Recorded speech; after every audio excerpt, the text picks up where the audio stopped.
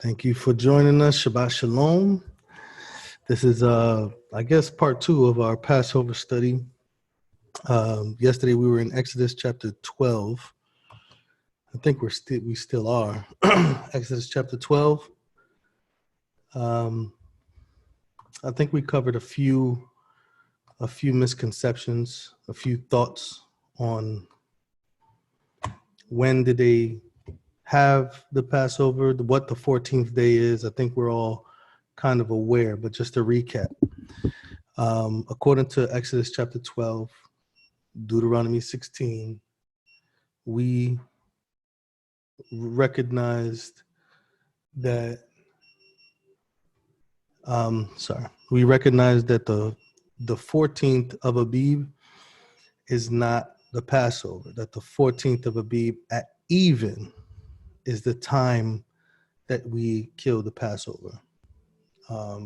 So when you look throughout Scripture, Leviticus 23, Deuteronomy 16, Exodus chapter 12, they all say the 14th of Abib at evening. So there's a specific moment in which the preparation of the Passover begins.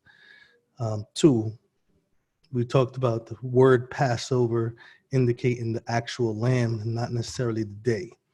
14th day of the month at even is the Passover, is the time that the lamb dies. Then we also saw that the 14th and the 15th are intertwined in the Feast of Unleavened Bread. We saw that they begin in the evening of preparation for the Passover, and then the time that they were eating it was the night of the 15th, which is the same day that they got delivered out of the land of Egypt. So we saw that this is why the 14th and the 15th, the first day of unleavened bread, as well as Passover, is intertwined. We also saw that the whole Feast of Unleavened Bread is not referred to as Passover, just the first day of unleavened bread, because that's what the experience was in Exodus 12. The Exodus 12, the experience went from the 14th to the 15th. And this is the memorial that it tells us to remember. It doesn't go through the whole 7 days while they were in Egypt. So the 14th and the 15th is a very special moments that Yah gave us as memorials, which we're going to read as we can finish up Exodus 12. All right. So does anybody remember where we were? We were in... What I can remember was right after, I think it was verse 42.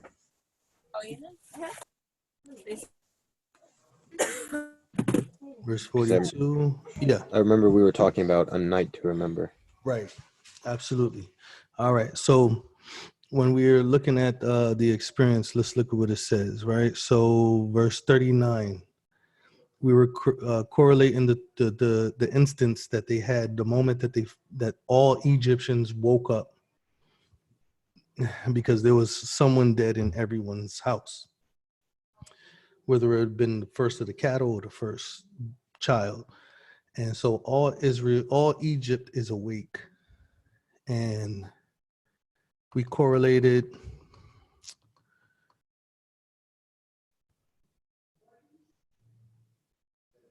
verse 33 and verse 39. And it says in verse 33, and the Egyptians were urgent upon the people that they might send them out of the land in haste. And they said, we all be dead men.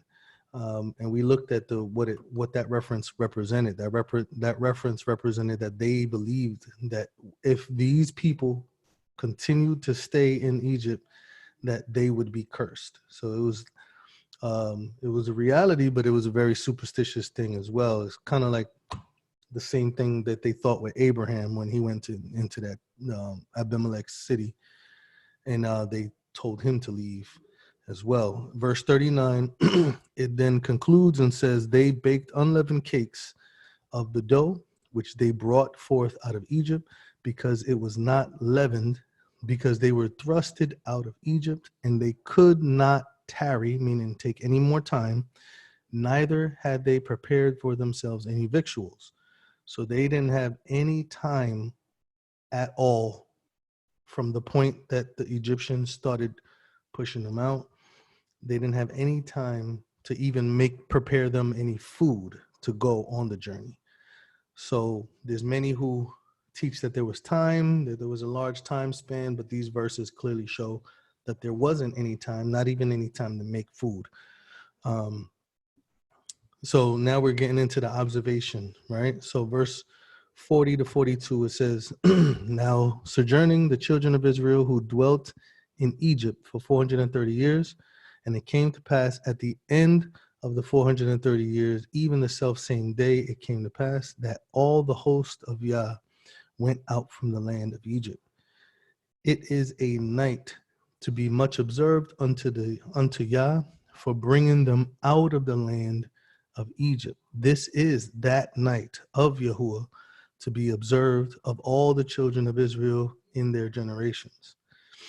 So even though there's a day holy convocation, a set apart convocation during the day, there's a special moment that occurs at the night of unleavened bread.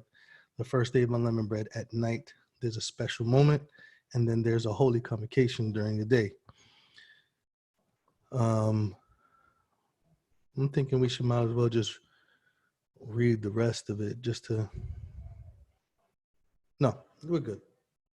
So now I wanted to go into another aspect of unleavened bread. And the reason why I wanted to go through this aspect is because it's something that affects our thinking in the New Testament.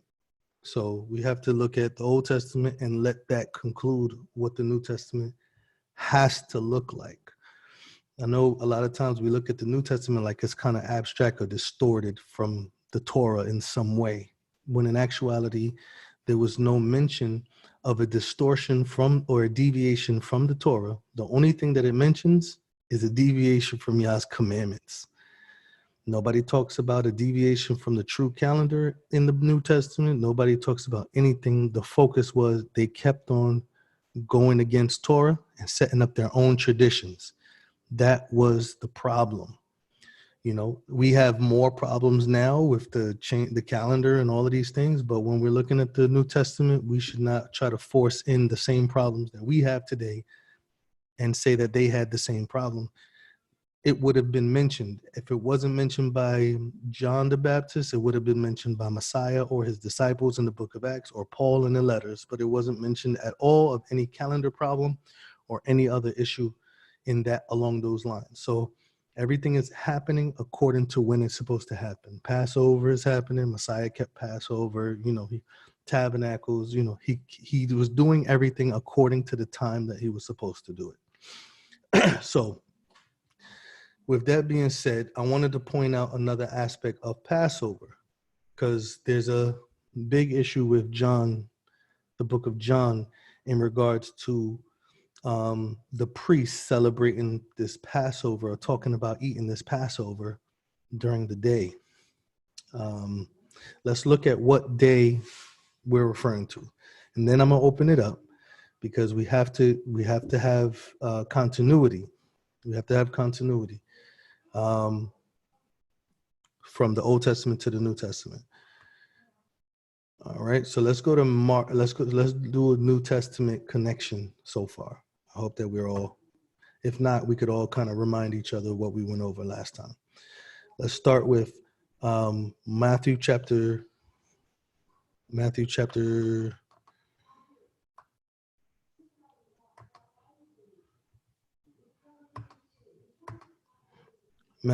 26.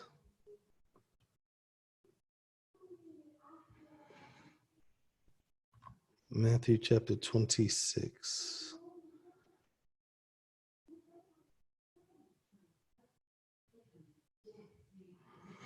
All right. Can I get a volunteer to read verse 17 to 25, please? All right. All right, brother. Go ahead. Now, the first day of the feast of unleavened bread, the disciples came to Yahusha, saying to him, "Where wilt thou that we prepare for thee to eat the Passover?" And he said, "Go into the city to such a man, and say unto him, The master saith, My time is at hand. I will keep the Passover at thy house with my disciples. And the disciples did as Yahusha had appointed them. They made ready the Passover. Now, when the evening was come, he sat down with the 12. And as they did eat, he said, Verily I say unto you, that one of you shall betray me. And they were exceeding sorrowful, and began every one of them to say unto him, Master, is it I? And he answered and said, He that dippeth his hand with me in the dish, the same shall betray me. The Son of Man goeth as is written of him, but woe unto the man by whom the Son of Man is betrayed. It had been good for that man if he had not been born. And Judas, who betrayed him, answered and said, Master, is it I? And he said to him, Thou hast said. Okay. So first question, what day is this? What day does the scripture say this is? Wesley. Well, in verse 17, they're actually calling it Feast of Unleavened Bread, but they're actually preparing the Passover. So I would say it would be the 14th. Right. Wrong. Remember what happens with the preparation, there was a duration period. So even though it says the 14th at evening, it doesn't mean that they had to be completed at that time. Many times, the instructions that was given to us is that the only thing that you can cook on the first day of unleavened bread was that which you shall eat. So there was many moments in which they would begin at the end of the 14th cooking, and they would still be cooking on the first day of unleavened bread. So the time period in which they had to prepare the Passover was a time period between the evenings, one evening, and between the night and the evening. So when it says here, now the first of unleavened bread, the first day of unleavened bread, is there any part in scripture that calls the 14th of Abib the first day of unleavened bread?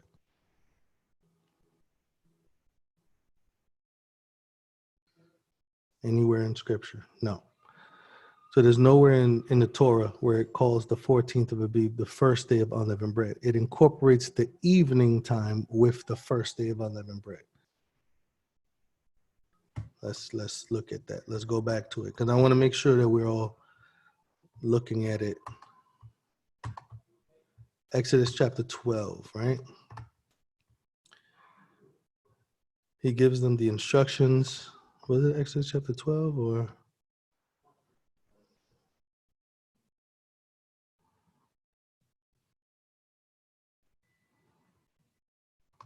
I think it's 12:17. 12:17. Matter of fact, it is like, I'm going to look at it from verse 13 down, right? So Exodus chapter 12, verse 13 down. Look at what he's incorporating in together. He says, "In the blood shall," and it's Deuteronomy 16, I just remember, but let's read this just in case. Verse 13, "The blood shall be to you for a token upon the houses where you are.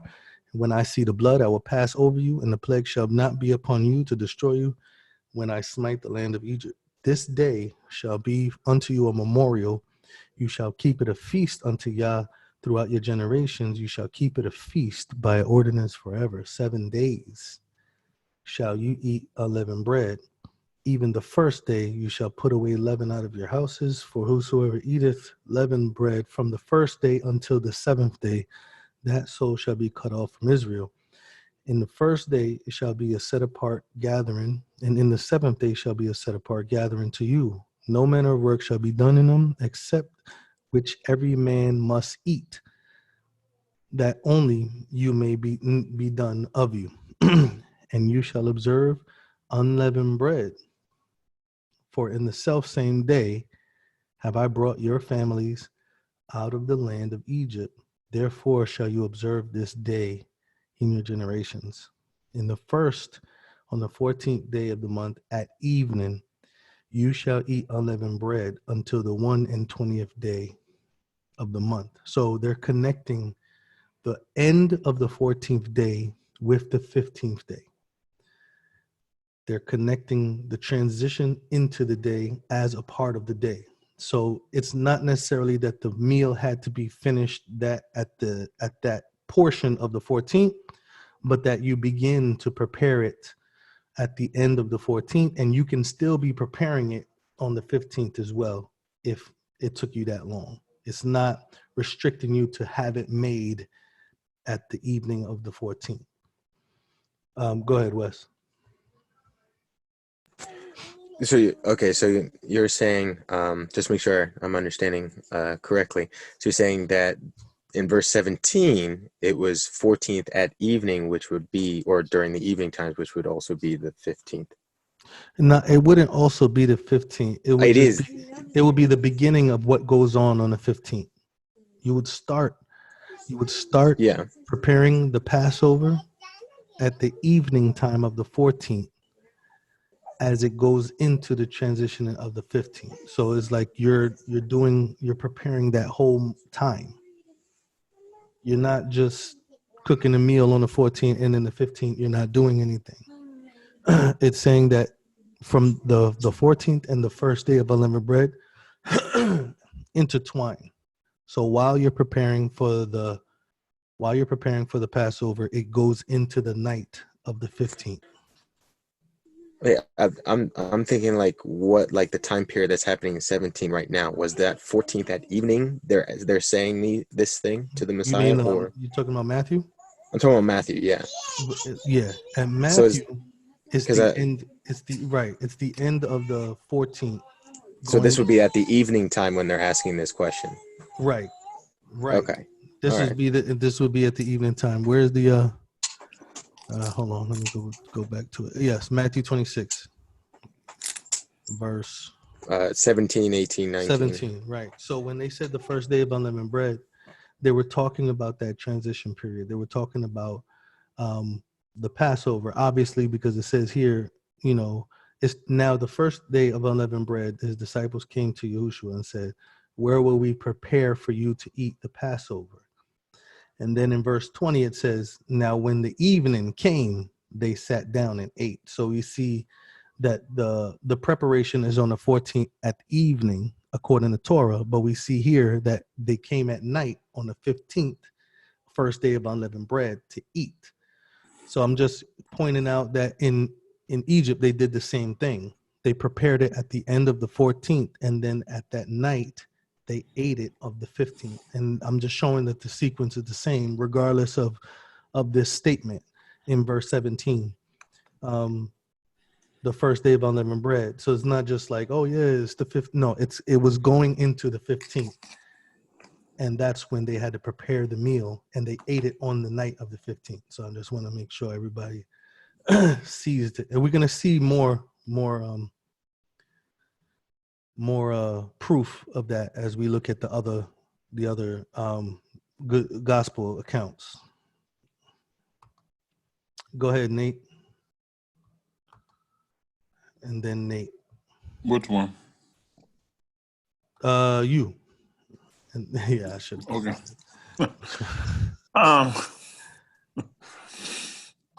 I was gonna say that what you're saying now. I was talking about it with, the people here that I fellowship with. Mm-hmm. Because if you're doing a whole if you're doing a whole lamb, with a whole lamb, there's no way that is going to be done. If you from the evening to night, right? Right. There's no way it's going to be ready. It's just even when we barbecue here, it takes at least a couple hours. So there's no way. Yeah. And everything is in it too. You don't take anything out of it. Right. So you roast the whole thing. Yeah. So that has to be. You first several hours. Right. You first kill it, and then you have to drain the blood. Right. Because remember, they didn't have no blood. They drained the blood in order to dip the hyssop and put it on a doorpost. Then they roasted the lamb. So this is not just being accomplished at the evening of the 14th. It's going into the nighttime of the 15th, which we see that they left Egypt on the 15th while they were eating. So Numbers 33:3 is correct that they left on the 15th of the first month. out of the face of Ramses. So this is when everything is happening. That's why they had to do it with their clothes on and their girded loins, because they were leaving that night. Yeah. Deuteronomy 16 confirms it, saying that he delivered them out of the land of Egypt that night, by night. So we have the time frame, we have even when, what part of the day it was happening. It was happening at night. So I just want to bring that into the New Testament so we can see what Messiah is doing right now, which, we're going to see what Messiah is doing right now and what time frame he's doing it on. Yeah. Well, It just, before I always kind of had the idea that it was like between, 5 and 8:30, what I mean? It's just like everything had to happen right then, but now right. it's clear that it couldn't have happened in just those Right. 3 hours that We're going to be, matter of fact, we saw them at midnight, right? At midnight when they called them to go, right? At midnight, when Pharaoh called them to leave, they still had kneading troughs. They were still making bread at midnight. You see what I'm saying? Because it said that they rolled up the dough and they put it in their clothes, and they couldn't even prepare food because they were preparing for the Passover, and they ate the Passover. They couldn't even prepare any extra, that they rolled up the dough and just took it with them. You know what I mean? So just wanted to make sure that we have that perspective when we're looking at Exodus chapter 12, and then we go into the New Testament. Brother Nate, go ahead. Nate Stone. Okay, can you hear me? Yeah. Yeah, Nathaniel, if you don't mind. Yeah, thank you. Yeah, I like to keep L in my life. Yeah, so I just see it a little bit differently, kind of like how you have some of the, night to night people or morning to morning people, sometimes there's just a different way. I just, again, John 1:15, that word protos, this was he of whom I said he comes after me, comes before me because he was before me. That word before is protos, is the same word that's used in Matthew, 26:17, and on the first day of unleavened bread. So that word first is, and before the day of unleavened bread is, where do you wish us to prepare to eat the Passover? I just kind of see a lot of explanation needing to be done to kind of fit a narrative in there when the scriptures kind of say, where do you want us to go before the Passover? Like, well, I don't know. I just don't see it that way. I don't see the Last Supper as the Passover, because they don't use the word.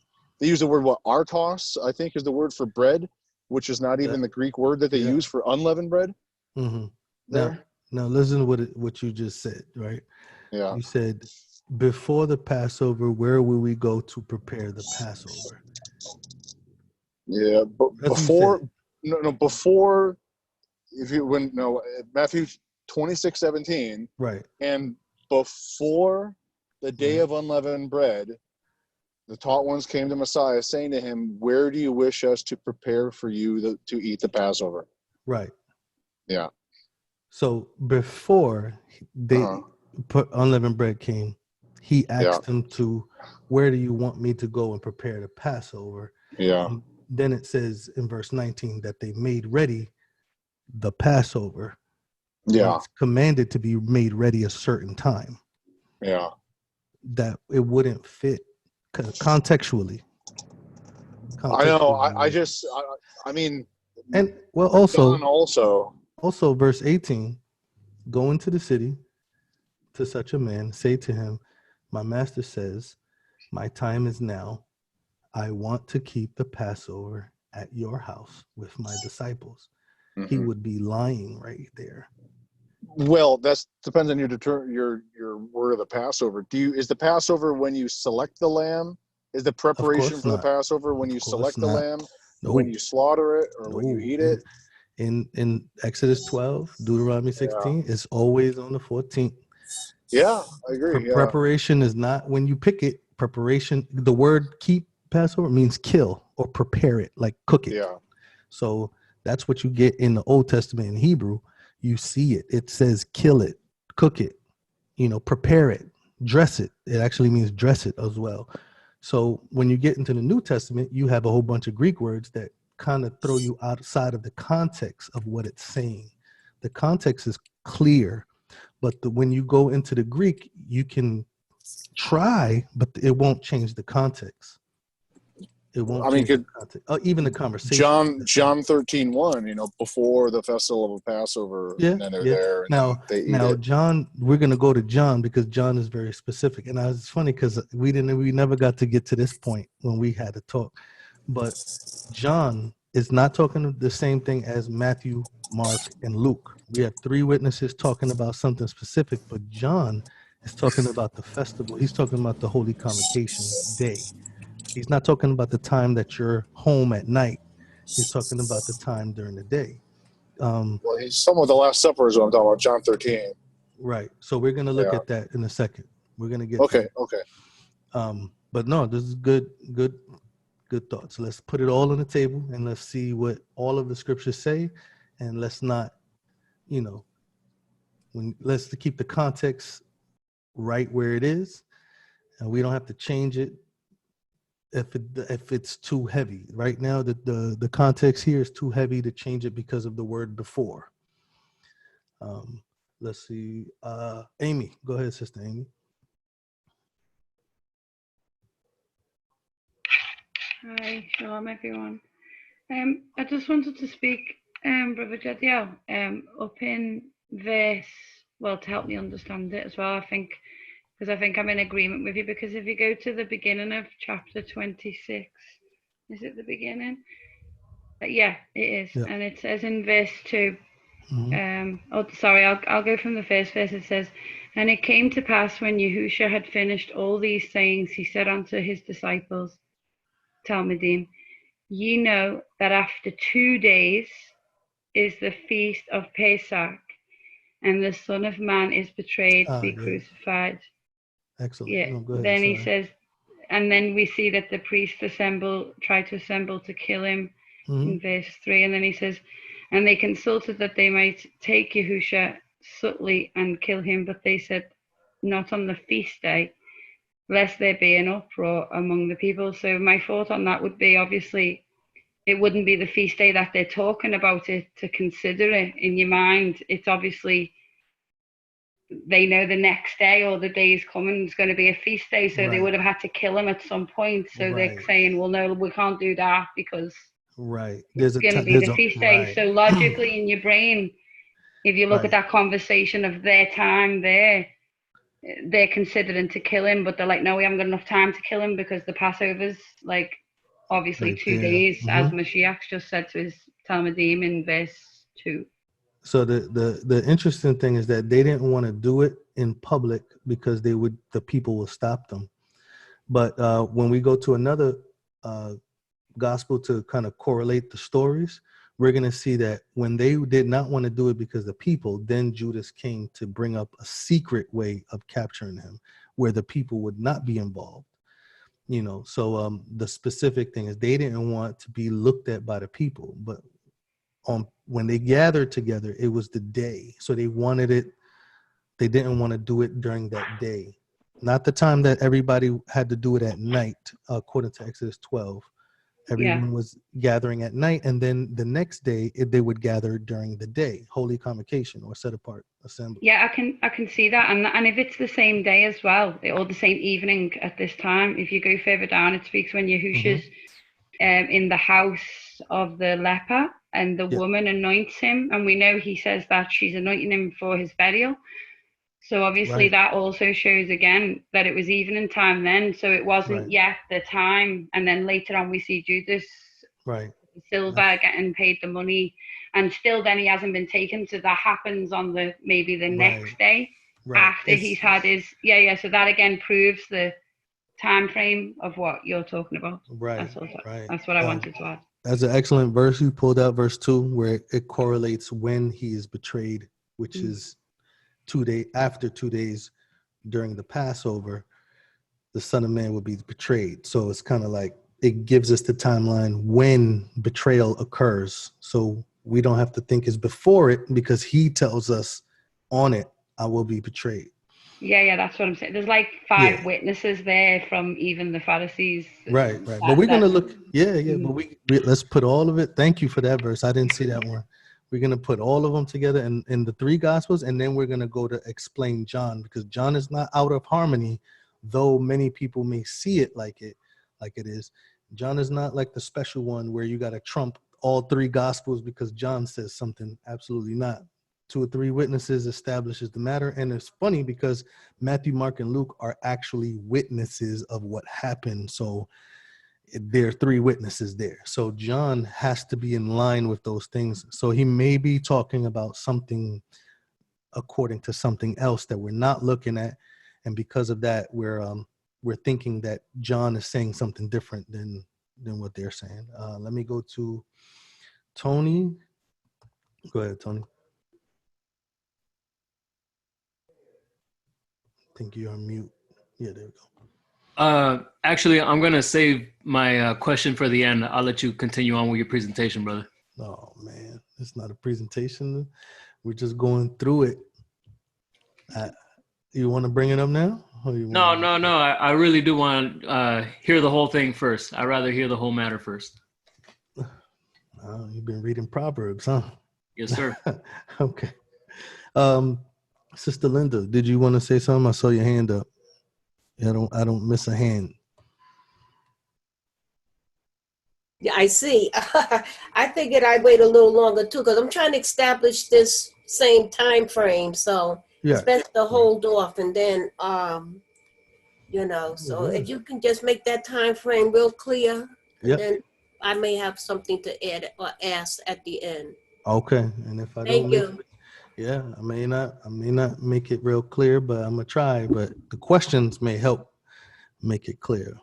Go ahead, Sister Amy. So yeah, I just wanted to add another interesting thing that's coming into my mind is when Judas is at the table with Mashiach and he sends him out with it's nighttime as well, and I think some of the disciples think he's going off to buy. Well, they don't know what's going to go, where he's getting sent, and it's almost like it seems he's being sent off to buy something. Right.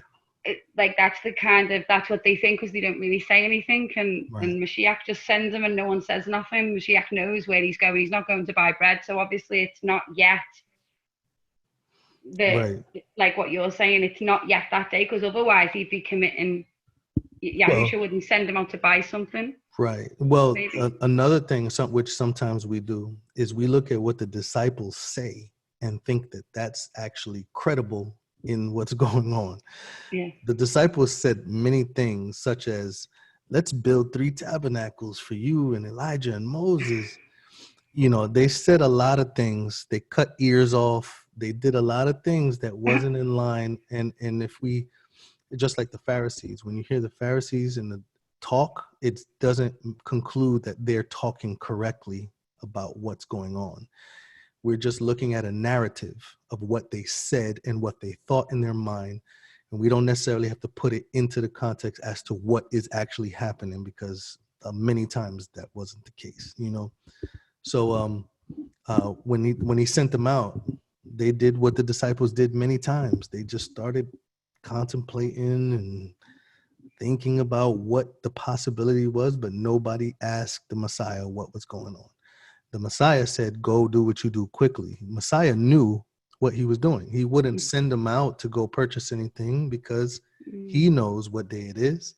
He knows what he's not supposed to do. He's helping everyone else follow Torah, which they were not following prior. So just to put that in perspective, disciples at this time do not make any type of doctrinal statements that solidifies. But that's a good observation. So let's look at so we see the statements, right? Now this is Matthew. This is Matthew's and now with that verse 2, it really does correlate. So this is Matthew's account. We're going to go to Mark's account, and then we're going to get to John. So Mark, and then because John, we have to go to Torah to see actually what people were doing on the first day of unleavened bread. So Mark chapter 14. Mark chapter 14, and then we're going to go to Luke. Now, I want us to recognize Luke is not a Hebrew. He's actually Greek. So the way that he's writing is Luke is actually taking the account from other witnesses who were actually there. Some people even believe that Luke even asked Peter for his witness of what actually occurred. And Luke actually wrote down the ideas of the witnesses in the book of Luke and in the book of Acts. You can read it in the beginning of the book of Acts. So when we get to Luke, we're going to see a little bit more detail than we're seeing through Hebrew writers who are just thinking that you understand already. They're writing and they're thinking that you understand the culture already, because that's who they were writing to. Look at Mark 14. Now I want to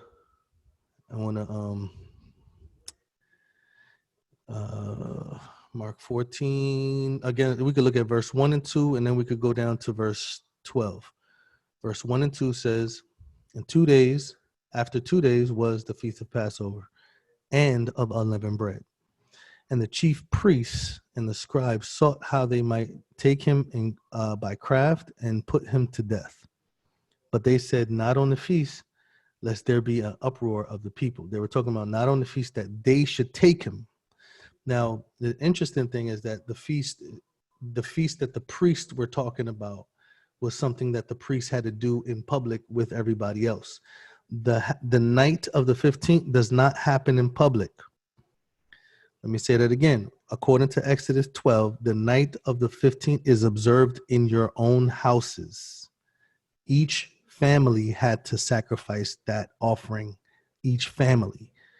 You see what I'm saying? So now the daytime is when they would gather together as a set apart assembly, and the priests would then perform their ceremonies in the temple. So we have the Passover is a collective of the night and the day. So there's something that happens at night, and then the priests were worried about something that would happen during the day. They were worried about people seeing them. This is why they took him at night, because nobody was there to see him. The crowd wasn't there at night. Everybody was in their own homes. This is why Judas's betrayal was so tactful, because now they were able to give him a trial at night, which was, of course, against Torah. So they were scared of catching him during the day, during the assembly, because all the people would have an uproar. That is the only time that they assemble, is during the day. They did not assemble that night. That night they stayed home, according to Exodus 12, and stayed with their families or a smaller family near them. So just keep the Torah in context, right? So now as we go down in Mark 14, we have again another witness in verse 12. Another witness in verse 12, Mark 14, verse 12. And it says, "In the first day of unleavened bread, when they killed the Passover, his disciples said to him, 'Where will you that we go and prepare that you may eat the Passover?' And he sent forth two of his disciples and said, 'Go into the city, and there shall a man meet you bearing a pitcher of water. Follow him. And wherever he goes, you go in and say to the good man of the house, the master says, where is the guest chamber where I shall eat the Passover with my disciples? He will show you a large upper room, furnished and prepared. Make it ready for us.' His disciples went into the city, found as he had found, and he had said unto them, and they made ready the Passover." Verse 16. Verse 17 says, "And in the evening he came with the 12. Exodus 12 says at night. This is when they come together to eat. They are supposed to observe it at night. So again, it correlates with Torah. Verse 18, "As they sat and did eat, Yahusha said, Verily, I say unto you, one of you which eats with me shall betray me." So just like in Matthew 26, verse 2, which Amy pointed out, that they were to sit down and eat and sit down for the Passover, and he was to be betrayed on the Passover. So here it's confirming Matthew 26, verse 2. It says here, And verse 18, as they sat down and ate, Yahusha said, I say to you, one of you which eat with me shall betray me. It confirms that someone is going to betray Messiah on Passover. And they all said, is it I, All right. So now we're going to go into the third witness, and then we're going to go into the book of John. Because with the book of John, it's going to take us back to the book of Numbers and Leviticus. We're all looking at Torah-based New Testament. If we make the New Testament go against Torah, then anybody can make up whatever scenario is happening in the New Testament. But if you make the Messiah have to keep the Torah, which I don't think is that hard to have Messiah keeping the Torah to the letter in the New Testament, I'm pretty sure this is what all of us believe, that he is the living Torah. So he wouldn't deviate from what he says out of his mouth and say, I will eat the Passover with my disciples, and then not do it. When he spoke, he spoke. No, I don't believe there was anything that he said that was stopped when he was on this earth. Like he said something and then somebody caused it not to happen. Like that never happened in his ministry. All right, so let's go to Luke. Again, Luke is a physician. He's not a witness, so he's taking the witness accounts from others. Luke chapter 22. So he's writing everything according to detail. Remember, Matthew and Mark said it was the first day of unleavened bread, right? So we're going to see the mentality of that the transition time period is also connected to the next day. Let me use an example. When in certain cultures, before nighttime came, we would say good night. In the Caribbean culture, I'm gonna just talk about my culture, my father's culture. So when everybody in that culture, it wouldn't be nighttime, but because it was transitioning into it, we would say good night.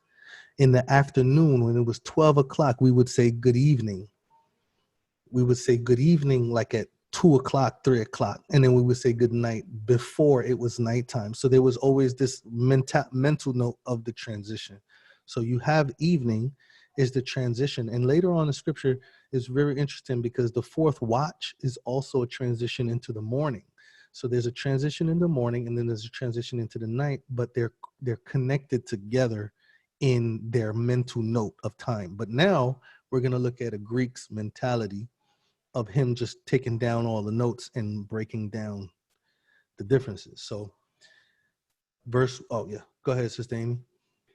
Sorry, just before you get started, brother, I just wanted to say, the watch hours you spoke about, is that like 12 o'clock, 3 o'clock, 6 o'clock, 9 o'clock, 12 o'clock? That's like the the 4 watch hours. Oh, the watch at night, it's it would start at midnight, wouldn't it? 12 o'clock. Yeah, and then as soon as it went over twilight, right, it would be the first watch hour till 3 in the morning, and then from 3 till 6, second watch hour, and then from 6 till 9, which I think was Mashiach done on the 3rd or 4th watch hour. Right. Was it 9 o'clock? Well, maybe they say. Well, the watch hours were usually, the 4th watch hour was it was pretty large time frame. It was kind of like around what you were saying, like 3 in the morning to dawn. Then dawn there was a time period of dawn to the morning. That's why we had our morning sacrifice. The morning sacrifice was at a certain point in time, which was, we would say in the springtime, 9 a.m. in the springtime, because remember, the sun is not moving the same way in all seasons. So in the springtime, we're looking at Passover now. In the springtime, you would have 12 points of the sun, almost perfectly. And then at night, you would have like a almost equal points of night watches. So it'll be in the springtime, it was very easy to kind of correlate the time. So I know they exist because I've been woken up in the night at like 3 in the morning, like just before it on the dot, and or when the sun's coming up, and it's Right. different. When scripture says, you come to me early in the morning, even before the sun rises, it's talking about the fourth watch, the end of the fourth watch. Oh, so would 3 o'clock in the morning be like a fourth watch? It would be the fourth watch, yeah. Oh, wow. Okay. Yeah. Yeah, that's, I didn't know that. Okay. Yeah. Thank you. Definitely would be. We got a 408 number. Is that Emeka? Yep, that's me. Go ahead, brother. Yeah, so So when it comes to the watches in the day, the hours in the day and the watches in the night, how it's split up is in the daytime, what you do to calculate if you want to pray at like the 3rd hour or the 9th hour or the 6th hour, what you do is you look at how much daylight we're getting, and you calculate the amount of hours that we have in the daytime. And so if we have, let's just say like right now, we're pretty close to having 12 hours of daylight. So you divide that by 4. And then, let's say the sun, that would be, if you divide it by 4, you're going to get 3. And so if you look at what time the sun rises, because it's going to be from sunrise to sunset, that's going to be our daylight hours. So if you look at from the time the sun rises, you would add 3 hours onto that, and that would give you your 3rd hour. And then you would add another 3 hours onto that. That would give you your 6th hours. And then you would add another 3 onto that, and that would give you your 9th hours. And then another 3. And another 3 hours, and that would give you the 12th hour. Now, if the daylight was shortened, it would be, let's say it was 10 hours of daylight. It's okay, you can listen to mine. But if you were if it was 10 hours of daylight, then you would divide 10 by 4, and then you would get, like 2.5. And so it would be 2.5 hours from the time the sun rises. You would add, let's say if it rose at 6 a.m., then you would add 2.5 hours. So at 8:30, that would be your 3rd hour prayer. And then at another 2.5 hours later, that would be like 11 o'clock. That would be your 12-hour prayer. And what you notice is that when you go into these hours and you look at the sun as well, the sun will be directly overhead, like at the 6th hour. It'll be a quarter of the way at the 3rd hour, and at the 9th hour, it'll be 3/4 of the way down. And then at the 12th hour, it'll be setting. And then same thing for the night period. So if you want to learn the night times, you look at how much, so since we're on a 24-hour clock, you would say, okay, well, let's say we had 10 hours of daylight. So then that means, okay, we had 10 hours of daylight, then that means we're going to have 14 hours between in the nighttime period. So you divide that 14 by 4, and that would give you each watch. That would tell you exactly how long each watch is. So when the sun sets, when you hit that 12th hour, then you can begin calculating the 4 watches in the night. The first would be, 14 times whatever, 14 divided by whatever 4 is. You would add that to between the 12th hour, and then you would add that, and that would give you your first watch during the night, because it would be like the 3rd hour of the night. And then you go to like the 6th hour of the night by adding whatever it is again, and then going like that. So it's not actually the time that we look at. We don't look at times like, script. That's even one thing Paul, I think, warns about, is us looking at times. And I'm not sure if he exactly meant like the clocks that we have today, but anyways, right. That's how you calculate those time periods. So if you want to get those hours, those exact hours of day, that's how you would calculate it. And it lines up perfectly, because I do it now, and it lines up perfectly with where the sun is positioned at those exact times. So right. So here's that's a good way to do it. Here's an easier way, which is what I do. I'm teaching my children to track the moon, track the sun. It's the geometry. So there's a certain angle that you can stand, and the sun will be in a certain position, in a certain angle. 45 degrees, you could see the 3rd hour. Straight up would be noon. 45 degrees, you'll see the 9th hour. So you can pinpoint the 3rd hour, the 6th hour, the 9th hour, the morning sacrifice, noon, and the evening sacrifice time frames of the sun. There's always 12 hours. It's not really 60-minute increments. There's 12 points of the sun.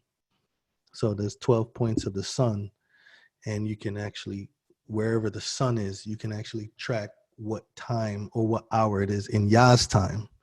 Of course, you have the daylight savings and all this stuff that they do, and which is what would be good for, like what Emeka mentioned about calculating the hours that they would use in order for us to kind of, because sometimes people get confused. So in order for us to function properly in this Gregorian, we can actually pinpoint. But if you just look outside and see the positioning of the sun, you can actually get the exact hour based off of the angle that they're in with the horizon, 90 degrees, 45 degrees. You can actually determine what hour it is and how much hours you have left. Like what Emeka said, 3 hours from these points, you're going to see the shift of where the sun is.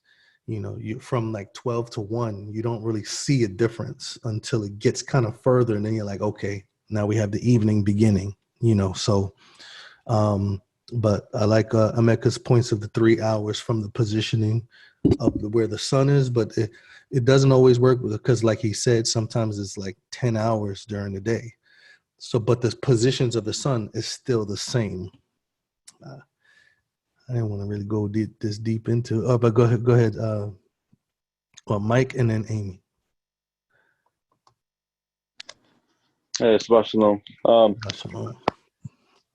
Yeah, I was gonna pretty much say what you said, but now I don't have a better idea for the nighttime thing because I haven't like studied the nighttime aspect very much, but I don't really see the because so we use 24 hours, but again that has nothing to do with scriptural timing. So at nighttime, I personally don't really know how to go off of the 4 watches, but I wouldn't use the 24-hour idea because the whole point is that's based off of the sun having a 12-hour rotation, but the sun's only supposed to tell the daytime, not the nighttime. So it has, from my understanding, it doesn't have anything to do with the nighttime.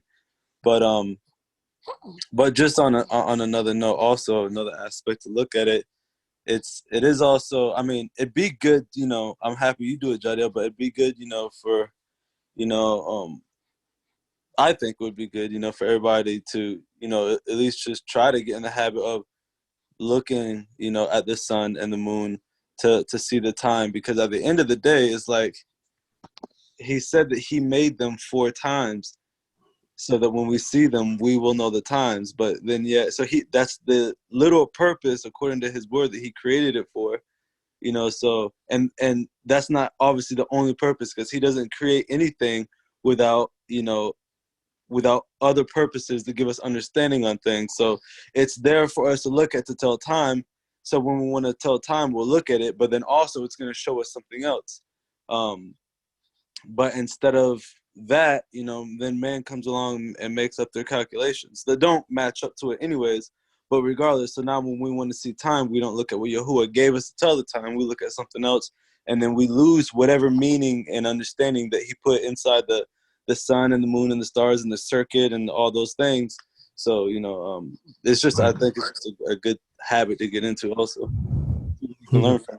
Absolutely. Like I said, I track the moon with my kids to show them how to count the days of the month, and I could pinpoint. Sometimes my kids will get confused of how it looks during the transition into the full moon, and I could tell when the full moon is going to be, when the half moon is going to be. I can tell ahead of time based off of tracking it, so it's very, and it took me a while to even memorize how it looks and things like that. It's just about memory. This is what they've done. Nature. They were involved with nature. This is how they observed nature. Then it told them what things were happening. So it's not hard. We just got to kind of get into the habit. It was hard. It's easier. It's easier now. It was hard because it was foreign to us. It was foreign to me, so that's why it was hard. But after when I started looking at it and knowing what day of the month it was like it's easy. It's easy. Well, and the sun during a day, I could tell how many hours I have before the sunset, so I could go watch a sunset and watch a sun. Yeah. What do you do for nighttime? Well, the interesting thing is that nighttime, the moon has a certain track, and then the stars actually have a certain spin. So the stars don't even stay in one place throughout the night. If you watch the stars change positions at night. The moon may sometimes the moon may go through the sky at a different type of speed, but it tells you what day of the month it is. It's a certain phase. But the stars actually rotate and switch positions from the beginning of the evening to the end of the evening.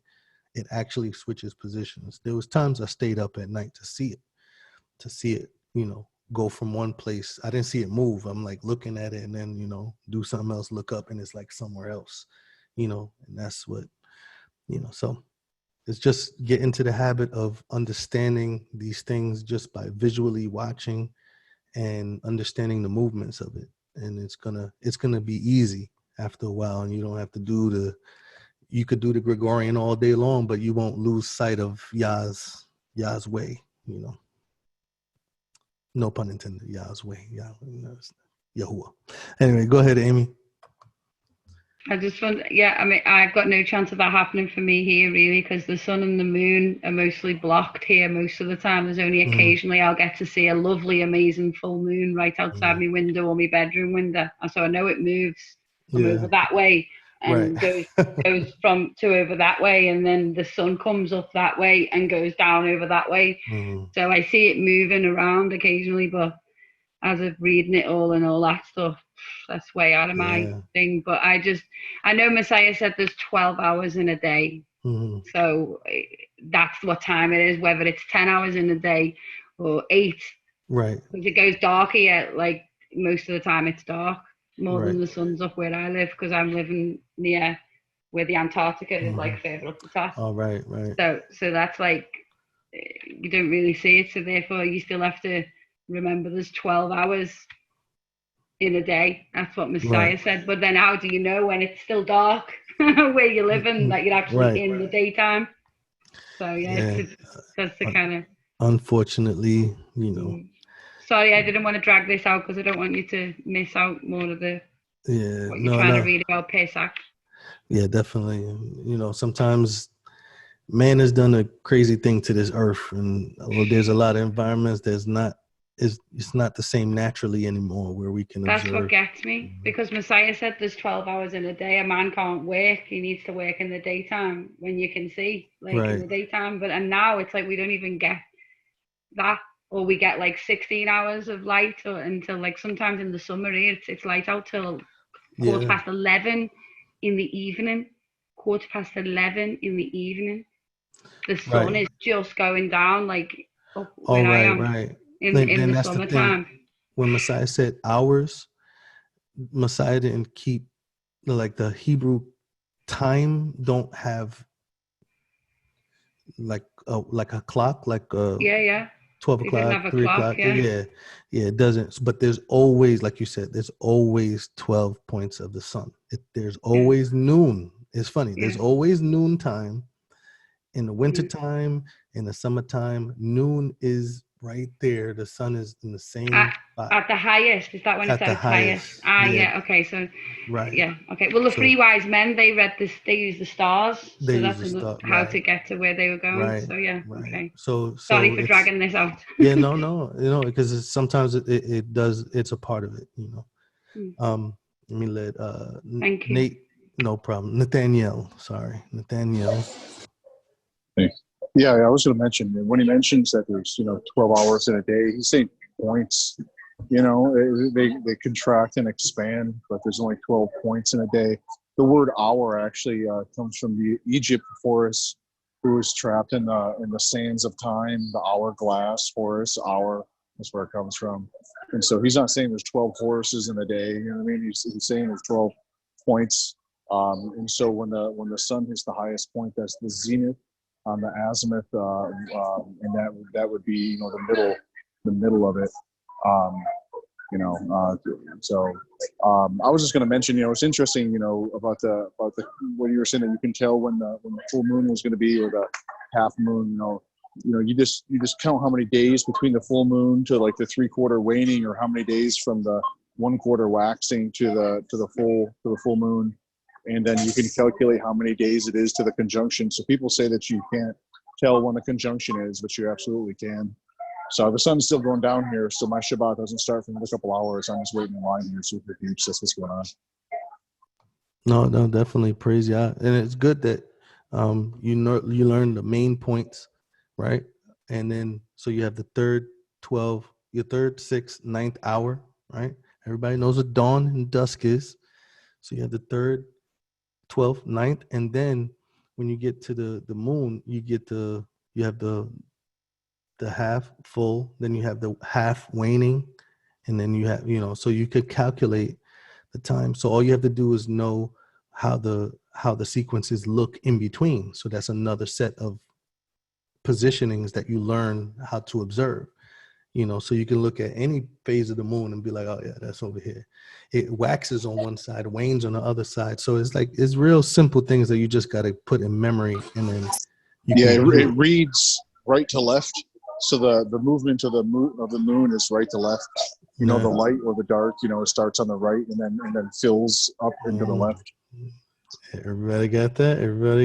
Right to left. Yeah, you got that. That's a good observation there. I think that's called Abari. That's Hebrew. Yeah, right to left. Interesting. Thank you, Nate, the scientist. Nate Nye, the science guy. All right, JP, go ahead, brother. Yeah, I just found it interesting when we talk about times of the day, because it seems like some people during like certain times of the year, they get, the higher you up on you're up on the globe, the higher to the top of the globe, you get more time. Globe. And then and you just see like this rotation, between the time zones, because I can see I got a book here that shows how many hours, whether you're in the upper states or the lower states. So it's pretty interesting as you see it, you see that the sun, how it's working and how the globe is working, you know what I mean? So it's just amazing, you know what I mean? I find it amazing. But I want to share that. I just want to share that. We're doing an experiment next week on the equinox to get some confirmation, and we'll share our results. All right, please share your results of this globe, so to speak. Well, no, globe or flat, either way, it's going to show. So you're muted, brother. You're muted, Jerry. That was said with much integrity. Good job, Nate. Yeah. Let us know of this globe study. I would like to, but like you said, Nate said it either way. I think he heard me. I don't know. He heard my mind. Either way, if you learn how the functions work just by observation, because that's what science is. Science is observable. It's not theoretical. So it's like once you recognize how things function and follow the function, you're good. Whether you believe in the mystery of a globe or, the reality of a flatter surface. But burn that book, by the way. Luke 22. Let's go to Luke 22. And let's start at verse 7. So again, we're going to be on our third witness.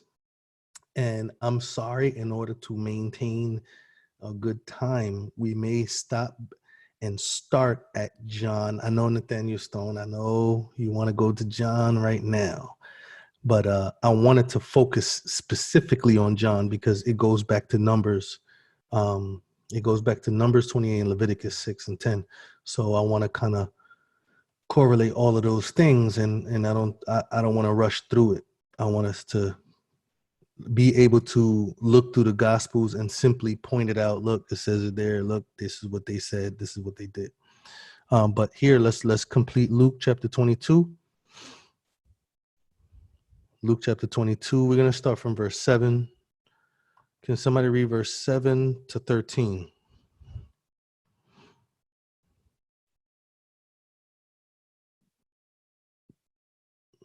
Then came the day of unleavened bread, when the Passover must be killed. And he sent Kepha and Yochanan, saying, Go and prepare us the Pesach, that we may eat. Verse 9, and they said unto him, Where wilt thou that we prepare? And he said unto them, Behold, when ye are entered into the city, there shall a man meet you bearing a pitcher of water. Follow him into the house where he entereth in, and ye shall say unto the good man of the house, The master saith unto thee, Where is the guest chamber, where I shall eat the Pesach with my Talmudim? Did you say verse 11? Or 13 to verse 13. Sorry. Mm-hmm. And he shall show you a large upper room furnished, there make ready. And they went and found as he had said unto them, and they made ready the Pesach. All right. So again, third witness. It's not only the time of the first unleavened bread, but it's according to verse 7, when the Passover was killed this day. Right? Now, Peter said, then Messiah told them in verse 8. So now we see why in Matthew and Mark, why did the disciples say, where do you want us to go set it up? It's because Luke tells us that Messiah said, go and prepare it. So look at verse 8 and 9. Then he said, Yahusha said to Peter and John, saying, go and prepare us the Passover so we can eat it. So now we have the Messiah initiate in this conversation. Then in verse 9 it says, and they said to him, where wilt thou that we prepare it? So when we're looking at Matthew and Mark, it just starts from the disciples. It says, where do you want us to go prepare it? But here it shows us that they're asking that question because the Messiah said, go prepare the Passover in verse 8. The Messiah himself is saying, go and prepare the Passover so we can eat it. This is the literal sentence in verse 8. And then, of course, you have verse 11, which concludes with Matthew 26 and Mark 14. You have verse 11, where it says, you shall say to the good men of the house, the master says, where's the guest chamber where I shall eat the Passover with my disciples? This is the third witness with clarity that the Messiah initiated this conversation of preparing the Passover for them to eat it. Verse 13 concludes, it says, and they went, this is the narrative, they went, they found as he had said unto them, and they made ready the Passover. Verse 14 says, when the hour was come, he sat down and to the 12 disciples with him. In verse 15, he said, with desire, I have desired to eat this, what he was sitting in front of, this Passover with you before I suffer. He was referring to the meal. He wasn't referring to the 14th of Abib. He was talking about the time that they had to sit down and eat the Passover. This was the night of the 15th, as we read in verse 7. Verse 7 tells us, then came the day of unleavened bread, when the Passover must be killed. So again, the end of the 14th. The feast is the 15th. During the day is when they assemble, and at night is when we observe, according to Exodus 12, verse 42. It's when at night is when we observe the night that we were delivered out of the land of Egypt. That's a personal experience, memorial that we have to perform at night, according to Exodus 12, verse 42. He said it's a night to be much of. Let's go back to Exodus 12. Let's read it. I don't want to just say it. I'd rather read it because it's much stronger emphasis when we read it. Exodus chapter 12, verse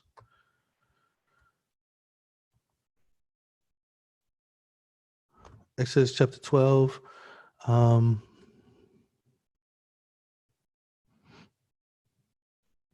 verse 42. It's 14. Verse 42. Sorry. It probably 14 probably does The other one. mention it. Verse 42, it says, it is a night much to be observed. Much to be observed. Give me 1 second. Much to be observed. The Hebrew word shamor, which is, I believe, is the root of shamar, which is to guard. So shamor means to put it in observance, but it says it's much to be observed.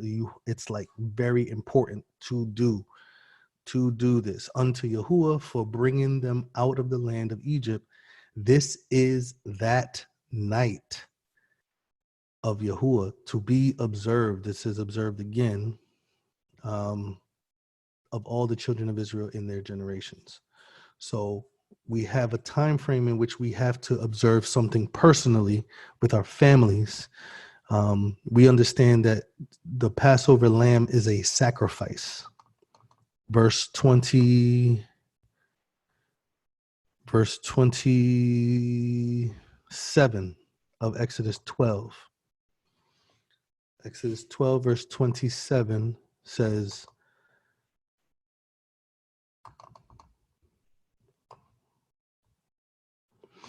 it says that you shall say, it is the sacrifice of Yahuwah's Passover, who passed over the houses of the children of Israel in Egypt when he smote the Egyptians and delivered our houses, and the people bowed their heads and worshiped.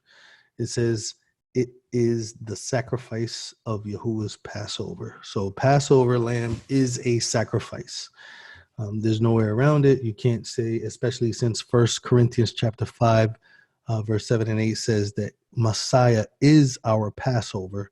So you have the sacrifice correlating with Messiah. We don't sacrifice. So yes, this is, but we do see that Messiah definitely replaced the same meaning of the emblems with new emblems. The blood on the doorpost symbolizing by the blood in the cup. The body of the lamb, which is represented by the bread, which is the body. So we have the bread and the wine that was indicator, or the bread and the fruit of the vine, which was indicators of the lamb and the blood that was spilt. So there's the same meaning, two different emblems, because the Messiah, HaMashiach, was going to fulfill the sacrifices. He was going to bring to reality the sacrifices, and we would no longer execute a sacrifice, including the Passover lamb. Let me let Sister Amy go ahead, Sister Amy. Yeah, you can kind of see I can kind of see what you're saying now in verse 29 and 30 when it says that Yahuwah smote the firstborn of the land, and obviously the firstborn of Pharaoh, and then also the firstborn of the cattle. I find that quite interesting because obviously at the Passover there's a sacrifice either of an animal, and obviously Messiah was later in the future from this event in Exodus, the Passover, and he was the firstborn son of Yahuwah. And I find it interesting that he obviously, I think there's a scripture also that says in the last days, like at the end of days, when they see Mashiach coming on the clouds, I think is it where it says everyone shall cry as unto like a firstborn. They'll cry on like the loss of a firstborn son, which is kind of synchronized in verse 29 and 30 with Pharaoh's, the land of Egypt when all the firstborns were dead. Yeah. But what I also, sorry, go on. No, go ahead. No, I just wanted to also ask, like if they had the Passover with Mashiach, the feast he had with his Talmudim, but he was the original lamb Passover sitting there with them in preparation in the evening before he was going to be sacrificed on the tree as the ultimate Pesach lamb. Yeah, because it's still right. It's still the first day. It's the same. So would that still be in? This is what I was going to get. So that would still be in the time frame of his sacrifice, because it would have had to be in line with the time that he was killed for him to be the Passover lamb. Absolutely. And here's one of the interesting things that we're going to cover next week. So that is, so he is in the time frame though, obviously, because he wouldn't be the Passover lamb otherwise.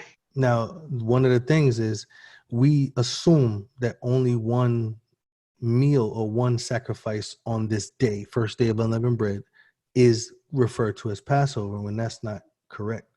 In scripture, we're going to see that the sacrifices that the priest performed during the light part of the day were also referred to as Passover. So we're going to see, according to Chronicles, we're going to go back to Chronicles, we're going to go back to Kings, and we're going to go back to Numbers, and we're going to see that the priests wanted to partake in what was going to be performed during that day, because it was their right to partake in the Passover sacrifices that were performed. And we're going to see that Messiah, even though he partook of the Passover, the Passover sacrifices were still continuously going on at the time that he was killed. During the time that he was killed, he was put on the tree during the time on the 3rd hour. Mm-hmm. It was dark on the 6th hour, and he died on the 9th hour. Those were the main sacrifices that were performed on Passover. And we're going to read about it in the book of Numbers next week, just to correlate what the priests were doing in the book of John. Because in the book of John, John is primarily focusing on the priests, primarily what the priests were doing, what the priests were saying, what the priests were getting ready for. And what the priests did was not what happened at that night that the whole congregation of Israel had to do. So the Israel had to perform a sacrifice that night, and their families had to partake. And then during the day, the priests had to sacrifice at the temple, and the priests would partake. So those are two different things. Just one more thing as well. Yeah. So, but obviously Mashiach would have been getting prepared by the Father, right, as the Pesach lamb in the evening. Like in that time, when you look at it, even he was anointed by the woman. That was part of his, I believe that was all part of his preparation before it. And that's probably in Torah as well. Right. And other stuff that happened to him, even in his follow-up preparation as well, for him going to, was it the 40 days? Was he not in the Garden of Gethsemane in the previous chapter? Yeah. I think he is actually in the previous chapter. He's in Gethsemane. So that's his preparation. Well, no, the after he goes to the garden that night. That's it, yeah. Right, okay. And he gets taken that night because he gets betrayed that night. But would he have been in like a preparation process though, just as much as like the chosen lamb is? Like, like the lamb that gets chosen he has to be like a male firstborn who's unspotted, clean. It speaks about the lamb that's chosen. It's not like just any random lamb out the field. It's like I think that Abba Father's prepared the lamb. Like even with Abraham and Isaac, we see that there was one prepared, caught in the thicket by the Father. So that wasn't just some random lamb again. It's always an appointed lamb that's been prepared all the way up until the death of the chosen lamb. And to understand also the different sacrifices that he had to fulfill. The ram that was caught in the lamb. I'm gonna answer this right. I'm gonna close the recording first.